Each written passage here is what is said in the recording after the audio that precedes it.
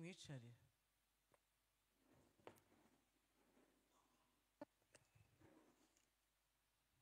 Imana ibamugisha mutumishi uvuye hano, Imana ibamugisha mwinshi cyane. Haleluya, haleluya. Data tuguhaye icyubahiro cyose, uragikwiriye. Tunejejwe no kuba imbere yawe Mana. Imbere hari ubuzima. Iyo turi imbere yawe turishima. Iyo turi mu nzu yawe twumva tuguwe neza Mwami, ko tuba turi aho tugomba kuba turi Mwami. Komeza uvugane natwe, twomeze tukubwe neza turi imbere yawe. Abana bawe bakomeze bagwiza amahoro, ubuntu bwawe bukomeze kubabaho. Ishimwe n'icyubahiro garukire kubikwiriye ibihe bidashira mu izina rya Yesu, amen. Haleluya. Imana ishimwe cyane. Haleluya. Birakwiye ko dushima Imana mu bihe byose. Yesu ashimwe cyane. Birakwiye ko dushima Imana niba hari isengesho rigira imbaraga muri ubuzima rikomeye cyane riruta andi yose, no gushima Imana. Nugushima Imana ko Satani cyo kintu ajya tunyaga akatwiba cyane. Nibwo buriganya ajya akoresha ku mwana w'umuntu uwo ari we wese. Ajya twiba akatunyaga, akaguteza umubabaro n'agahinda, akakwereka ibitaragenze neza gusa, akakwihebesha, akakutera amaganya no kwitekerezaho, ugatwarwa no kubona ibiri negatifu. Kandi tugomba kubaho dushima. Haleluya.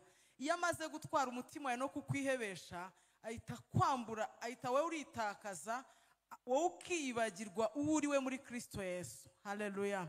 Uritakaza, uratakara, ntiwisobanukirwe uwo uriwe. Yesu ashimwe cyane. Ariko niba ari ikintu gikomeye cyane, murambivuga ngo niba ari ishimwe rikomeye dufite muri ubuzima, n'ubuntu twagire bukomeye. Niba hari ishimwe rikomeye, haleluya, ntabwo ari uko umuntu yazana ngo ashime ngo yabonye akazi keza. Nubwo nabyo ari byiza, nabyo ni byiza, ariko ishimwe rikomeye rikuyemo ibyo byose ni agakiza twahawe. Ni ubuntu twagiriwe bugeretse ku bundi cyane. Ni ubuntu twahawe, ni ubuntu bugeretse kuba Yesu yaratwihaye, akakureba wicana uyu mugoroba, akagukunda, akagutoranya. Yesu ashimwe. Reka dusome ijambo riri hano rikubwira uwo uriwe. Haleluya. Ari muri Petero wa mbere 2:9. Haleluya. Siyo magambo tugiye kuvugaho, ariko ngiye kongera kukwibutsa uriwe muri Kristo Yesu. Haleluya. Uri umuntu w'agaciro cyane birenze uko bitekereza. Nutwarwe n'amajwi, nutwarwe n'ibihe na situation urimo. Haleluya. Ibihe bijya biza bigahita. Ikiza Imana n'umukuru w'ibihe, buri ibihe biraza bigahita. Haleluya. Ibihe biraza ukajya bivuga nk'amateka, ngo urugamba rudahari. Imana ishimwe kubwira iryo jambo, ngo wazavuga iki? Haleluya. Bibiliya ari ijambo riri muri Yakobo rivuga ngo mujye mwumva ko ari iby'ibyishimo nimugubwa gitumo nibagerageza bitari bimwe. Haleluya. Wowe uri hano ujye umenya ko wandikiwe igisirikare, uri umusirikare muri Kristo Yesu. Ibyo uri muracamo ntabwo ari impanuka ku Mana, ntabwo ibintu uri gucamo ari impanuka, kuko uri umusirikare. Haleluya. Ijambo riravuga ngo ntawakwishyira mu by'ubugingo ngo akinejeje uwamwandikiye igisirikare. Uri umusirikare. Haleluya. Ugwize imbaraga, urwane nk'umusirikare, utwarane. Haleluya. Ibyo ucamo byose ntabwo ari impanuka ku Mana. Buri wese ibintu ari gucamo ntabwo ari impanuka ku Mana. Nababwiye ngo ntimutwarwe n'ibihe ngo bibatakaze, bitume mutakaza abo muri Kristo Yesu. Muri abantu b'agaciro Imana yatekereje, Imana yakunze, irabitegereza. Kristo yemera kwitanga ku bwanyu. Muri abantu bakomeye cyane. Haleluya. Hari ijambo rivuga ngo nugamburura amakuba, gukomera kwawe kuzaba kubaye imfabusa. Bivuga ngo ubuzima urimo bwose Imana irabureba, ntabwo wabyayitunguye. Haleluya. Ariko mujye mureka kwihangana gusoza umurimo wako. Hano muri Petero wa mbere nari mbabwiye mbibutsa ngo abo muri Kristo Yesu, Petero wa mbere 2:9 haravuga ngo ariko mwebweho. Haleluya. Ntabwo ari ryo jambo ngiye kubwirizaho, ariko nje kubibutsa abo muri Kristo Yesu. Kandi munazirikana ikintu gikomeye Imana yaduhaye. Mpora mbivuga igihe cyose mpagaze hano, ntuzigere na rimwe utesha agaciro ubuntu wagiriwe. Ntuzabufate for granted. Twagira ubuntu bukomeye cyane, twagira ubuntu umuntu adashobora gusobanura. Haleluya. Uriya mugabo yavuze ngo ntago asa ahantu yari kuba ari, twese nuko baririmbye umutima wanjye wuzura amashimwe n'abango twese iyo Kristo ataza twaye kuba turi hehe. Haleluya. Turabagore mu nzu y'Imana twagiriye ubuntu. Hano hari abajene bahari. Twagiriye ubuntu Yesu yaturangije turi muri secondaire. Ubwo buntu bwe tubugenderamo. Twagiriye ubuntu bugeretse ku bundi. Ijambo ryavuze ngo ariko mwebweho muri ubwoko bwatoranijwe ugende uzi kuri umuntu watoranijwe. Haleluya. Ngaruka ku magambo mwene data yavuze ngo kugendera mu mwuka. Yesu nashimwe cyane. Birakwiye kugendera mu mwuka kugira ngo understanding ibintu by'ubwami bw'Imana. Yesu nashimwe cyane. Kugira ngo bisobanukirwe kuko ijambo ravuga ngo igihe kirageze ngo data arashaka ko amusenga mukuri no mu mwuka. Nutaba mu mwuka ntago bizahura. Isi zagutwaza igitugu kandi zakunesha. Ariko wowe uri muri wowe nusobanukirwa uri muri Kristo Yesu ugasobanukirwa n'uri muri wowe uzabaho uri umutsinzi no kurutaho. Ngo turabatsinzi muri Kristo. Uzasobanukirwa uri we. Haleluya. Uzagenda uzaho ubuzima bujyanye n'uriwe uwo wisobanukiwe kuri we. Ntago uza nkuko abantu bakubona, ntago uzisanisha na situation urimo, uzabaho bijyanye n'uko Imana ikubona. Haleluya. Navuze ngo isengesho ritirindi ni ryo gushima Imana. Ni ryo guhora ushima ureba imirimo Imana yakoze. Ntugahora ujye uhora ubwira Satani ujye uhora umuha ubuhamya. Umubwire ngo ese ibi ngibi yabikoze wagiye kutari ko nta konje wari ufite. Ese ibi yabikoze ko washatse kunkindura. Ntagabe twazi igitugu ngo ahora bakandamiza ngo mutwarwe nimukagire pressure y'abazimu n'abarozi n'isi y'umwijima ntikabatwaza igitugu. Murabo yatoranyije ubwoko bukomeye cyane. Uzamubwire ari ijambo nge najyaga mubwira ngo ntago ryanditse muri Bibiliya ry'Abanyarwanda ngo kubaho kwimishwe ntago ari impuhwe z'agaca. Najyaga mbibwira Satani nabwira ngo igihe n'iki Imana ikora iki ngiki ko nta konje wari watse kutarusinziriye wari uhari yabanye nanjye buriya nubiracyahari. Haleluya. Itubereye maso iracyahari nta konje. Yesu ashimwe cyane. Haleluya. Ngo ariko mwebweho muri ubwoko bwatoranijwe ndacyakubwira uriwe ngo muri abatambyi b'ubwami. Haleluya. Aya magambo yambyize nicaye arakari ntago naje ntayahari. Ariko baririmbye numva umutima wanjye wuzuye amashimwe nibutswa numva umwukanjeho ko tugomba gushima Imana kurenza ikindi cyose kuko turi abantu b'agaciro batekerejweho. Turi abantu b'ubwami. Haleluya. Niyo mpamvu ijambo ryavuze ngo mushake ubwami bw'Imana no gukiranuka kwayo.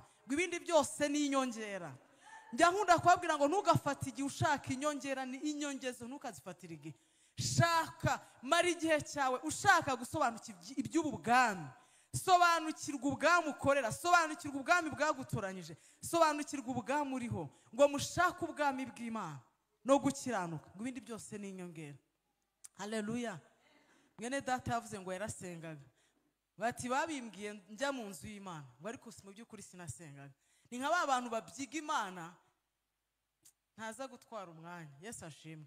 Twe kubyiga, twe kuza mu nzu y'Imana, tutamera nk'aba bantu babyize Yesu. Umugore umwe waje amaramaza akaba ari umukoraho. Haleluya.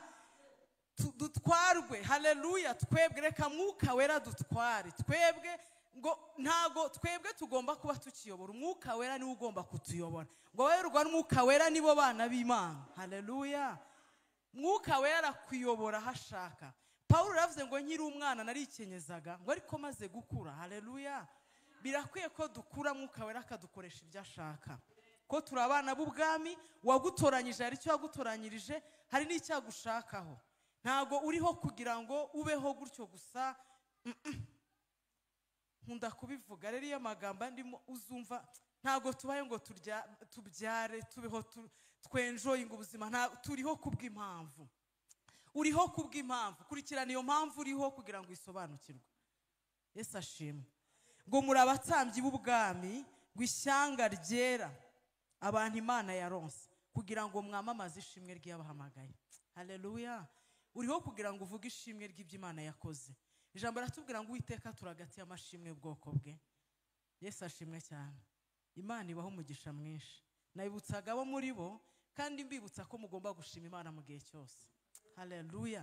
Mu gihe gikwiye nikidakwiye. ubwo ni cyagiye ushobora ngo iki si cyo gushima Imana, ariko ijambo ritubwira ko tugomba igihe gikwiye n'ikidakwiye. Paulo yavuze ngo ndabivuze ngo mwongere ngo mwishime iteka, ngo nongeye kubivuga ngo mwishime. Kubita umwuka w'uburiganya wose ukwihebesha, ukwereka ibintu biri negatifu, ukwereka ngo dore imyaka iragiye, ukwereka ngo giye nasengeye, ukwereka ibintu biri negatifu byose, ubwo ni uburiganya bushobora gukura mu ngobyi mu buntu bw'Imana. Imana yakugiriye ubuntu, uri ubwoko bwatoranyijwe, uri ishyanga ryera, uri uw'Imana yaronse kugira ngo wamamaze ishimwe ry'iyaguhamagaye.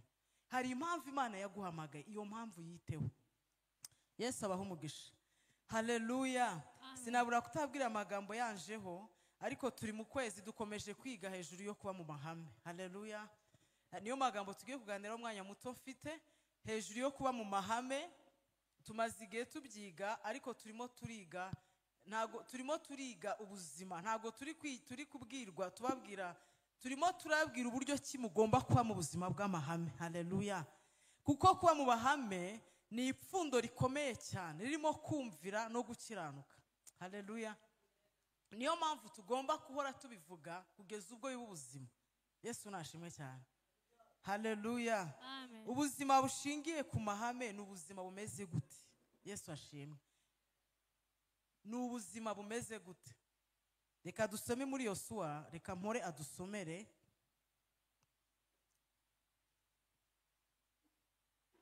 Rimwe 7:9.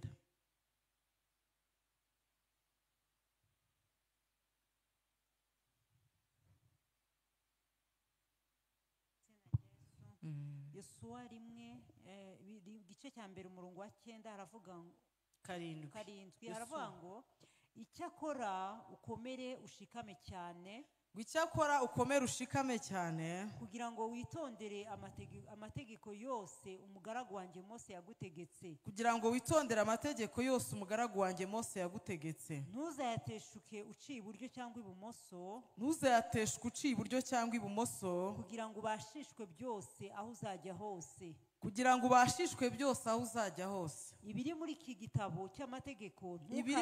gitabo cy'amategeko, ntukarorere kubihamisha akanwa kawe. Ntukarore kubihamisha akanwa kawe. Ahubwo ujye ubitekereza ku manywa na nijoro. Kugira ngo ubone uko ukurikiza ibyanditswemo byose. Niho uzahirwa mu nzira zawe, ukabashishwa byose. Amen. Murumva ukuntu aya magambo ari meza? Mbese sijye ubigutegetse, nuko komera ushikame, ntutinye kandi ntukuke umutima, kuko Uwiteka Imana yawe iri kumwe nawe aho uzajya hose. Amen. Amen. Urumva Imana irimo irakuburira ukuntu ugomba kuba muri ubuzima. Urumva izo mburo ukuntu ziryoshye. Haleluya. Kandi tugomba guhaga amagambo y'Imana. Iki gitabo imyaka cyavuzwe ntago ntubona ko ari gatoya. Twize ibitabo twiga amasirabisi arangira turabika, ariko iki cyo kivuzwe imyaka nta nubwo kizigera kirangira. Bivuga ngo gifite speciali tutasobanura. Kivuzwe imyaka, kizavugwa, ariko imbaraga zigifite zirakomeye cyane. Iki gitabo gifite imbaraga n'ubuzima. Haleluya. Iki gitabo n'ubuzima. Nutaha umusome Yosuwa 1:7. Wumva aya magambo, wumve ukuntu Imana ibituburira ukuntu tugomba kubaho muri ubuzima. Yesu ashimwe cyane. Ndavuga rero ngo ubuzima bushingiye ku mahame n'ubuzima bumeze gute? Yesu ashimwe cyane. Ni ubuzima bushoreye imizi mu ijambo ry'Imana. Haleluya. Iyo ubuzima bw'umuntu bushoreye imizi, iyo ubuzima bwawe bushoreye imizi mu ijambo ry'Imana. Haleluya. Biguha gushikama bikazasoza mu buzima bw'amahame. Yesu ashimwe cyane. Kuko Imana yabwiye Yosuwa aya magambo, iyo uri umuntu uba mu buzima bw'amahame, iyo uri umuntu usoma ijambo ry'Imana cyane, kuko Imana yamubwiye ngo ibiri muri iki gitabo nturorere kubihamisha akanwa kawe. Uko ukomeza ubivuga, hari ikintu naje gusanga, ijambo ry'Imana iyo utarifashe ngo ugire ubuzima, usanga ubaho ubyumva nk'ibinyamakuru.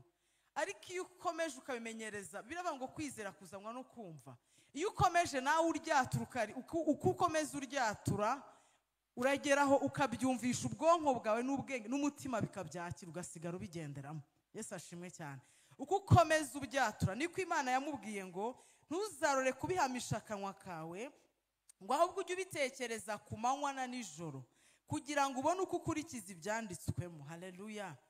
Ubuzima bwose budashoreye butubakiye ku ijambo ry'Imana, ntabwo buriya buzima buba bufite gushikama. Haleluya. Ibintu byose bije bishobora kugukubita hasi, bishobora kujyana aho bishaka, kubera ko utafashe ubuzima bwawe ngo bushorere mu ijambo ry'Imana, kugira ngo bikubakemo amahame ayobora ubuzima bwawe, kugira ngo uzabeho uri umuntu Imana yishimira, Imana yirata, nuko uzafata ubuzima bwawe bwose bukabushore mu ijambo ryayo, kuko ubuzima bwose tubayemo buri mu ijambo ry'Imana. Ijambo ry'Imana rivuga uko umujene, uko umukobwa agomba kwitwara n'umusore, rikavuga uko umubyeyi agomba kwitwara, rikavuga uko umupapa agomba kwitwara, rikavuga uko umwepiskopi, umushumba agomba, rikavuga ubuzima bwose. Bivuze ngo iri jambo ni ubuzima. Yesu ashimwe cyane. Ntabwo ushobora kuba mu buzima bw'amahame rero utarafashe ubuzima bwawe ngo bushore imizi mu ijambo. Haleluya. Buri wese ajye yevariwa, arebe ijambo ry'Imana uburyo cyuriho umwanya, uburyo cyurisoma. Ku ijambo ratubwiye ngo ubitekereze ku manywa na nijoro, ngo kugira ngo ubone uko ukurikiza ibyanditswemo byose, ngo nibwo uzahirwa mu nzira zawe zose. Bivuze ngo rya jambo niriba rikeya urumva uzahirwa. Hari ibintu byinshi uzagenda urata mu nzira zawe kubera ko nawe wateshutse ijambo ry'Imana. Yesu nashimwe. Ngo nibwo uzahirwa mu nzira zawe zose, ngo ukabashishwa byose. Hari ibintu uzabashishwa n'iri jambo, hari ibintu uzabashishwa n'ijambo ry'Imana uko rigwiriye muri wowe. Yesu yaciriye umugani, yitegereza abantu, aravuga, abacira umugani, arabwira ngo umubibyi yarasohotse arabiba. Arabiba ngo zimwe zigwa ku kara, izindi zigwa mu mahwa, izindi zigwa ku nzira, agenda bivuga.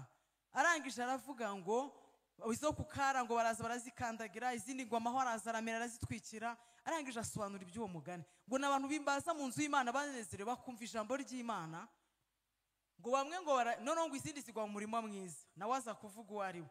Ngo ni abantu baza bakumva ijambo ry'Imana ngo banezerewe bishimye, ngo ariko ngo amaganya n'ibineza by'isi ngo bigahita birinega. Yesu ashimwe. Ijambo ryatubwiye ngo urisome ku manywa na nijoro, ngo nibwo uzabashishwa, nibwo uzahirwa uri muri ubuzima, ngo nibwo uzabashishwa byose, ngo kandi ugahirwa mu nzira zawe zose. Ngo amahwa araza ibyo binezeza, amaganya n'iby'isi. Yesu yatanze example nyinshi zijyanye no kumva ijambo ry'Imana, ngo abandi baryumva banezerewe bakagenda bakaryapurika, ngo niwo wa murima mwiza wera imbuto. Yesu ashimwe cyane. Bivuga ngo abantu bose baraza bakumva ijambo ry'Imana. Babwire ko ijambo ry'Imana rivuga kuri buri kimwe cyose. Ijambo ryaratubwiye ngo uko uwo munsi urushaho kubegera, ngo murushaho guterana kwera. Abantu bakirengaga ijambo rivuga guterana kwera. Haleluya. Ijambo ry'Imana ni ubuzima. Ahangaha twirengagiza kuza, ahangaha niho operasiyo yose ibera, n'ibintu byose bibera. Aha niho urugo rwawe rubohokera, niho abana bawe barindirwa, niho Imana igwera umugisha. Ahangaha Imana iratuburiye ngo uko uwo munsi murushaho kubegera. Turi mu bihe bya nyuma, ngo murushaho gukunda guterana kwera. Ariko Satani akanyaga abantu akabambura icyo kintu cy'ingenzi. Byose mwene data yabivuze, akabakuramo cya kintu cy'ingenzi, akabahamariza afatika, adashinga. Niba Imana yaramwibwiriye Yosuwa ngo nibwo uzabibashishwa, kandi Imana yavuganaga n'abakira, natwe niko ivugana natwe. Haleluya. Nibwo uzabashishwa mu nzira zawe zose ukanahirwa. Ubuzima budashoreye imizi mu ijambo biragoye kuba mu buzima bw'amahame. Haleluya. Biragoye ko abaho uri umuntu wumvira, biragoye ko abaho ushikame. Iri jambo, hari ijambo rimo Abakolosai rivuga ngo ijambo rya Kristo ribe muri mwe rigwiriye. Yesu ashimwe cyane. Hari ibintu byinshi uzakubitana byo muri ubuzima uzaneshesha ijambo ry'Imana gusa, kuko Yesu Satani amwata akamutera, ntiyigeze avuga ngo ese uzubwira, uzi umuntu wahangaye. Ntabwo yamubwiye gutyo, yaravuze ngo haranditswe ngo. Bivuze ngo hari situasiyo uzabwira ijambo gusa. Ijambo rihindura imitekerereze y'umuntu. Ijambo, ndabakundisha ijambo muri uyu mugoroba. Mwongere mwicomeke mu ijambo ry'Imana, mwongere. Yesu nashimwe cyane. Mwongere murisome, muritekerezeho ku manywa na nijoro, ngo nibwo muzabashishwa byose. Reka dusome muri Timoteyo wa 2:3-16. Nibwo uzabashishwa byose ibyo utekereza muri ubuzima. Yesu ashimwe. Mu rugo bizagucanga, uri umumama byagucanze. Ijambo ry'Imana ricyo rivugaho. Ijambo ry'Imana rifite ibyo ribwira umugore wubashye Imana, wamenye Imana. Haleluya. Ariko uzagira amajwi akubwira ngo ruvemo, uzagira amajwi akubwira ngo ntiwabishobora, uzabwira amajwi akubwira ngo umugabo ntuzama, ariko ijambo ry'Imana rifite icyo rikubwira. Ijambo ry'Imana rivuga ngo mujye mureka kwihangana gusohoza umurimo wako. Yesu nashimwe cyane. Reka dusome mu Timoteyo wa 2:16. Timoteyo wa 2:16 haravuga ngo ibyanditswe byera byose, ngo ibyahumetswe byera byose, ni ibi ngibi turi kuvuga, byahumetswe n'Imana, ngo ibi byose ngo byahumetswe n'Imana, kandi bigira umumaro wo kwigisha umuntu no kumwemeza ibyaha bye no kumutunganya no kumuhanira gukiranuka. Amen. Yesu nashimwe cyane. Murumva umumaro w'iri jambo mu buzima bwacu, impamvu tugomba kurihozaho umutima cyane, impamvu tugomba kuryitaho. Haleluya. Ngo ibyanditswe byera byose byahumetswe n'Imana. Banza umenye ko ari Imana uri kuvugana nayo. Haleluya. Ubu urimo uravugana na jambo, ko ijambo arambwira ngo uwo jambo yahozeho, ngo nta cyaremwe kitaremwe nawe. Ubu uri kuvugana na jambo. Haleluya. Ino inspiration uri kuvugana na Kristo mwenyewe. Haleluya. Niyo mpamvu ijambo rye rihindura ubuzima bw'umuntu rikamugeza ahantu hazima. Hepfo aratubwiye ngo rigira umumaro wo kwigisha umuntu no kumwemeza ibyaha bye no kumutunganya no kumuhanira gukiranuka, kugira ngo umuntu w'Imana bashyitse afite ibimukwiriye byose, ngo akore imirimo myiza yose. Ibintu ukeneye byose biri muri iri jambo. Ngo uba ufite byose, uba uri umuntu ushyitse, ukora imirimo myiza. Yesu nashimwe. Haleluya. Uyu mumaro ijambo ry'Imana rigira. Haleluya. Rigira umumaro wo kukwigisha. Nibyo navuze, rikwigisha ibintu byinshi. Ryakwigisha kubaha umugabo, ryakwigisha kubaha ababyeyi, ryakwigisha gukorera Imana, ryakwigisha ese mvuga iki ndeka iki. Ijambo ry'Imana ni ubuzima. Rizagukomeza, rizakugira inama, rizagukomeza, rizakwigisha. Nta kintu na kimwe iri jambo ritazubaka muri wowe nuriho umwanya. Ko ijambo ryavuze ngo ntibiri muri iki gitabo ngo mubitekerezeho ku manywa na nijoro, ngo ubuhamisha akanwa kawe, ngo nibwo uzabashishwa byose, nibwo uzahirwa mu nzira zawe zose, nibwo ibintu byose bizakunda mu buzima bwawe, nuko uzagendera muri iri jambo ry'Imana. Ngo ibyanditswe byera byose byahumetswe n'Imana, ngo bugira umumaro. Haleluya. Iyi mimaro itatu rigira umumaro wo kukwigisha, rigira umumaro wo kukwemeza icyaha. Buriya umuntu ntabwo wemeza undi icyaha ngo bikunde, ariko ijambo ry'Imana rirakwemeza ugahita uyamanika. Haleluya. More ashobora kumbwira, reka nitanga urugero ntagira uwo nkomeretse. Njyewe nkaba mfite nk'ingeso ntabizi, cyangwa se we yangira inama cyangwa yambwira ngo iki nkakomereka nkanamwanga, ariko Mwuka Wera y'ijambo ry'Imana rinyemeje. Iyo ijambo ry'Imana rinyemeje rikambwira ngo iki ntago gikwiriye umukozi w'Imana, rikambwira ngo iki ntago gikwiriye umuntu wakijijwe, rikambwira rikaza, ijambo ry'Imana riradushapeninga. Haleluya. Riradutunganya. Ijambo ry'Imana ngo ritwemeza iby'ibyaha. Ushobora kugira umuntu inama, ukagira inama umugore, ukamugira inama. Yesu ashimwe cyane. Haleluya. Nigeze gihe kimwe umugore arampamagara arambwira ngo ndagushaka cyane, ngo ndashaka umwanya. Ndavuga ese ko nta mwanya mfite. Arambwira ati ndagushaka, siza akantu nari napostinze gatuma ahita ampamagara. Arambwira ngo wambabari ukampa umwanya. Ndangije ndamubwira se nabwa nta mwanya ndubona nta mwanya mfite muri iminsi. Arambwira ngo ko ndi muri procedure ya divorce. Ndambwira niba ari divorce ahubwo tubonane. Noneho ndangije turabonana. Noneho tunabonana yazanye ibipapuro bya divorce. Haleluya. Haleluya. Haleluya. Haleluya. Haleluya. Tubonana yazanye ibipapuro bya divorce.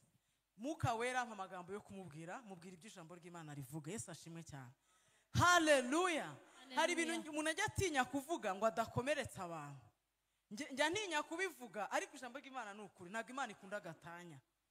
Njye niyo ngira abantu inama y'abana b'afamily, ndavuga ngo njye sinkugira inama nka muramukazi wawe, sinkugira nk'umuvandimwe, njye ndakugira inama nk'umukozi w'Imana. Icyo ntakora ntago nawe ndi buku sinshobora kukwe. Iki jambo ry'Imana rimbuza ubwo rirakimbujije, ubwo ni kirazira. Iyo ni kirazira.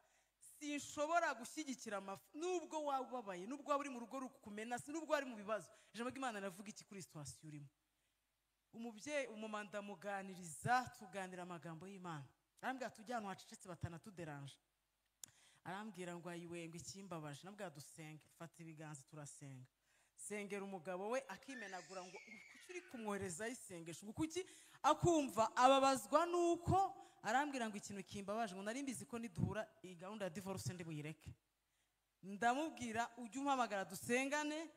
Ndangije ikintu cyanejeje nuko ayo magambo yakoze umuri. Ijambo ry'Imana n'ubuzima. Ijambo ry'Imana rihindura ibintu ryimura imisozi. Ijambo ry'Imana n'ubuzima, rifite imbaraga udashobora gusobanura. Buretse dusome irindi jambo riri hano mpore, yisome mu Baheburayo 4:12. Ijambo ry'Imana rifite ubuzima bukomeye umuntu adashobora gusobanura. Haleluya. Amen. Buriya hari amarezo ushobora kumva, ariko en general abantu benshi basenya kubw'imigambi ya Satani.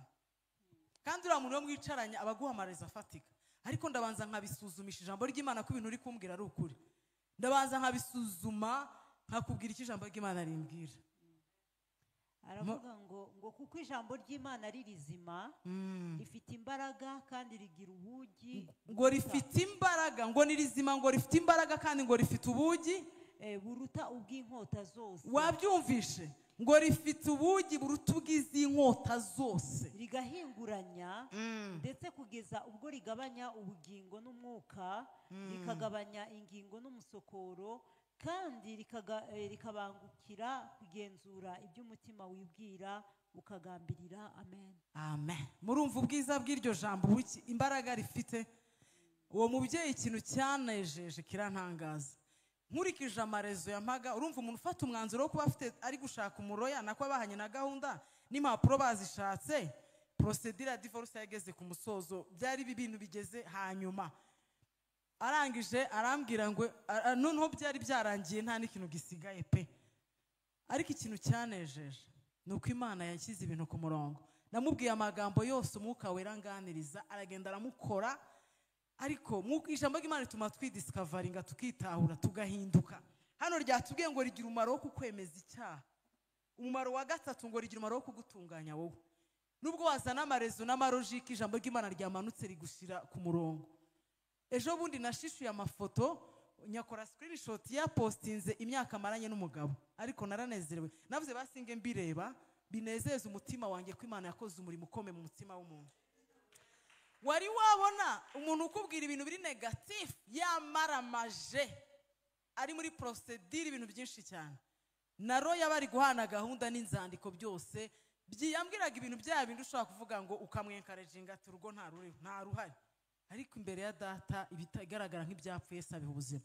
Ya postinze amafoto meza bari muri studio n'abana meza, avuga umugabo, avuga imyaka, ariko uretse ubizi twabiganiriye. Ariko Imana yubaka, Imana iringaniza ibintu bitaringaniye. Narayashishuye ndishima kuyareba gusa. Ndeba ukuntu ari kapo nziza y'abana beza bameze neza. Ndeba ukuntu ari gushima Imana ngo iyo myaka, avuga ngo wambere Yesu ajya anyuranya amagambo. Haleluya. Ijambo ry'Imana rero n'ubuzima, rigira umumaro wo kwemeza umuntu icyaha, rikagutunganya rwose. Yesu nashimwe cyane. Ijambo ry'Imana rero murigira ubuzima, mushorere imizi muri iri jambo kugira ngo muzabashishwe byose, kugira ngo muzagire ibintu mugeraho bikomeye cyane. Nuko muzamwubakiye kuri iri jambo, kuko niba utarifite amagambo yuzayumva y'urucantege. Ariko iryo ni ijambo rihindura ubuzima, ni ijambo ritanga ubuzima, ni ijambo rihindura ibyanze guhinduka, ni ijambo ritanga icyerekezo, ni ijambo riguha icyerekezo cy'ubuzima. Yesu ashimwe. Iri ritandukanye n'amagambo abantu bubura bavuga amagambo, ariko Kristo avuga ijambo. Amen. Yesu ashimwe cyane. Ubuzima rero bushingiye ku buzima, bushingiye ku mahame n'ubuzima, bushoreye imizi mu ijambo. Yesu ashimwe cyane. Nicyo kintu kizakubashisha uri muri ubuzima. Nicyo icyiza cy'aya mahame agenda agushyiriraho sinabyita ni garde fuse, buriya niko nabyita. Agenda ashyira za kirazira kijyanye n'ijambo ry'Imana. Ntabwo umugore wubaha Imana akora ibi. Ntabwo umugore wamenye Imana yitwara gutya. ntago umusore wamenye Imana yitwara gutya, ntago umukobwa wubashye Imana abaho muri ubuzima, ntago umugabo ukijijwe abaho gutya. Iyo umuntu ijambo ry'Imana riri muri we ari rikeya, abaho uko abyumva ariyobora. Ariko ijambo ryaratubwiye ngo abarurwa n'Umwuka Wera nibo bana b'Imana, abo ngabo nibo bana b'Imana. Yesu nashimwe cyane. Ngo kandi urufatwa ni rwawe ni ngo Uwiteka azabe. Uwiteka aza abantu bamwubaha, aza abantu bamukunda, aza abantu. Ijambo ry'Imana rivuga ngo imitima yanyu ngo ihoze ibitekerezo byanyu, muhoze ibitekerezo byanyu mu ijuru. Nyamvuga ngo mujye muba muri iyi si itababamo, tuyibemo ariko isi ye kutubamo. Yesu ashimwe. Kuki dukunda isi kandi twaratoranyijwe dufite imbuto y'Imana kandi data ari mu ijuru. Tube muri iyi si ntitubemo. Nimutamu iyi si izaba kontrol ibayobore, nimutagwiza ijambo ry'Imana rikontorora. Nkuko Yesu yavuze ngo handitswe ngo, ujye ubwira Satani ngo handitswe ngo, ujye ubwira ikibazo ngo handitswe ngo ko umwami Imana azantabara. Ntakakwereke ngo imyaka iragusize, ubwire ngo umwami Imana azantabara, nicyo gituma ntamwara. Ajya kwereka amarezo umubwira ibindi, bivuga ngo dore kubyara nakubwira ya magambo yose bajya bavuga. Mubwire ngo ese iyo Mana usenga itagura urubyaro, uzamubwire ngo Hana yarabyaye imwongerera abandi bana 5. Imana ntabwo igikora umurimo igice, igikomeye cyane nuko yagutoranyije. Igikomeye ni agakiza yaguhaye, igikomeye ni icyo ngicyo ufite wakiriye, ibindi byose ni accessoire. Azabikwima se ngo abikoreshe. Yesu urwo rwazarujyamo, aba bana asazabe, ibyo ni accessoire. Yesu arabitanga. Mukuru umutima wanyu mu by'isi, mwomatane na Kristo kugira ngo dukore icyo Kristo yaduhamagariye. Hari ijambo ry'Imana rivuga muri Petero ngo nimugira umwete wo kwita ku gutoranywa kwanyu, ngo nibwo mutazasitara na hato. Ibidusitaje nuko tutari kwita ku gutoranywa kwacu. Imana nibashimye kuca ahantu kubw'impamvu yayo bwite, kubwahe kuganisha n'ikigushakaho. Ntago amarira ufite n'agahinda ufite kazakuraho umugambi Imana ku buzima bwawe. Kuko ijambo rirambwira ngo agahinda ko mu buryo bw'umubiri gatera urupfu, ariko agahinda ko mu buryo bw'umwuka gatera ubugingo. Iyo urizwa amarira n'ibyaha byawe ukarizwa nuko udakiranukira Imana, ubuntu bw'Imana bukuza Imana ikagukunda cyane. Iravuga ngo uwo nkunda n'ufite umutima umenetswe ngo uhindishwe umushyitsi n'ijambo ryanjye, ngo uwo niwo nitaho, uwo niwo nkunda. Nubwo wagira agahinda ukagira pressure, ama depression, ngo uri kwiyereka ikibazo ufite, Imana ni igisubizo kibazo byose. Ikigushakamo itarakibona, biravuga ngo mureke kwihangana gusoza umurimo wawe. Iri kugukoramo akazi ntirakabona, urumva iri bukureke gutyo. Iravuga ngo turi abasirikare, ngo nugambura amakuba ukomera kwawe kuzakuba imfabusa. Amarezo wayiha nayahe? Ko dufite ubuhamya n'ibihamya, abantu bagiye ibakorera ubukwe bafite imyaka 50 ikabaha kubyara hungu nakobwa. Yesu ashimwe. Aba nta rezo muri ubuzima ibyo dushaka data arabifite, ngo izabu ni feza n'ibye. Ayo mafaranga ko yafite kucya kuraza inshinga. Ni iki kikubabaje muri ubuzima data adafite? Ikintu we ashaka, arajwe inshinga n'umutima wawe, ni washaka. Kristo adiringa n'imitima yacu, ashaka ko imitima yacu ubuturo bwe, imibiri yacu ikabisengero z'Umwuka Wera. Mureke duhirimbane, tube nk'uko Imana ishaka, tube muri ubuzima isi itaturimo. Yesu nashimwe cyane. Biragoye ko wanezeza abami babiri ngo bikunde, uzatagangara. Kunda umwami Yesu, azagutetesha, azakuzamura gw'icyubahiro, aguhaza uburame, azakwicaza utakicaye, azakuzamura. Niwe utanga icyubahiro, niwe nyiri icyubahiro cyose, niwe gukomera kose, niwe byose muri byose. Iyo arambuye ikiganza ngo haza ibyaremwe byose. Iyo afumbatiye ikiganza agiye kuguha abana arabaguha, iyo agiye kuguha amafaranga arayaguha. Ukavuga ngo ariko ni jyewe, ngo ni jyewe wa mugore wari ufite uburushyi bungana gutya, ni Imana yatetuye, ni jye wa mugabo. Yesu byose ajya bikora akanyuranya ibihe. Imana yacu inyuranya ibihe, ugasigara uvuga nk'amateka. Yesu nashimwe cyane. Imana ibaho umugisha mwinshi cyane kandi bagirire neza. Reka dukomere ijambo ry'Imana amashyi menshi cyane. Haleluya. Reka tuyongerera amashyi menshi menshi menshi. Haleluya. Abakozi b'Imana baha umugisha, Paul Imana imuha umugisha, Fifi Imana imuha umugisha kubwo kutugabura ijambo ry'Imana. reka twakira abaririmbyi turirimbe duturira n'Imana tuze kwinjira mu mwanya wo kumva ijambo ry'Imana. Haleluya, haleluya, haleluya. Imana ibaha umugisha rero.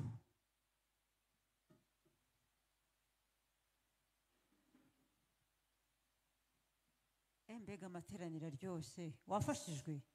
Ngewe nafashijwe. Haleluya. Wafashijwe? Nimba wafashijwe gutyo gira gutya. Haleluya. Imana iguha umugisha. Haleluya. Kandi Imana ikugirire neza. Tunaturira Imana, dutanga mu by'Imana duhaye amashimwe y'Icyacumi ndetse n'amaturo.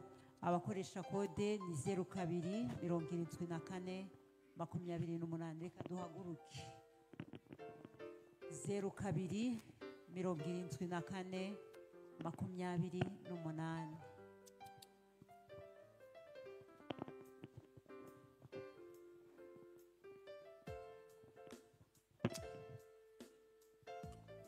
Yes.